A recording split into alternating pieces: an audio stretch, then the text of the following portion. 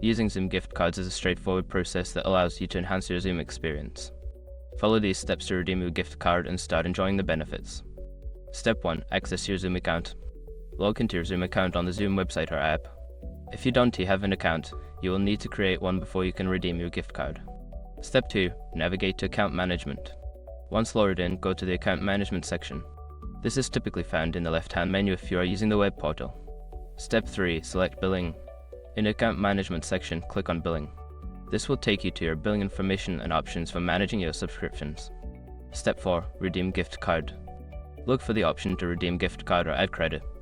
Enter the unique code from your gift card in the provided field and click Submit to apply the credit to your account. Step 5. Confirm your balance. After redeeming the gift card, check your account balance to ensure the credit has been applied. You can now use this balance towards Zoom services and subscriptions. Now you are ready to enjoy your Zoom services with added benefits of your gift card.